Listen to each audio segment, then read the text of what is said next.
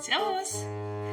Sagt einmal, habt ihr gewusst, dass Flaschen eingehen? Also, man kennt man ja von Wäsche, ne? Das heißt gewaschen, zack, bumm, 3 Nummern kleiner. Ich habe einen Beweis. Ich habe vor einer Zeit nicht bei dem Gruschhandel, wisst ihr schon, sondern vor Ort in einem Geschäft Flaschen gekauft, weil die hat mir recht gefallen für Mama.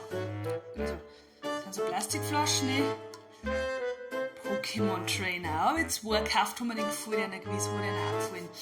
So, jetzt habe ich es abgespült und habe mir gedacht, jetzt passe ich auf drauf, weil da steht unten dran, also es steht sogar, man kann es in Geschirrspüler tun. Also das ist, aber haben wir gedacht, nein, da ist gewiss nichts falsch, spüle es mit der Hand. Spüle also die Flaschen mit der Hand, beide Flaschen, und nun heißes Wasser haben wir gedacht, ja, einfach, dass es sauber wird, ne?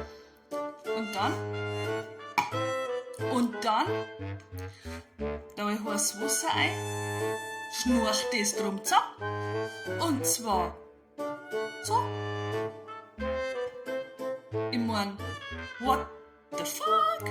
Weißt du, oder? So ähnlich. Aber ich tisch bin. Der Gras hat zugeschaut und sagt, was passiert denn hier? Sag ich, das, wenn ihr wisst, volle Rotze zusammengeschnurrt. Also das ist schon ein Ding, oder? Ja, ich mein, sie haben jetzt nicht so viel gekostet, aber eigentlich haben wir da mehr davon erwartet. Was zeigt uns das? Glasflaschen. Ist gescheiter. Trinkt's genau, auch wenn's kälter ist.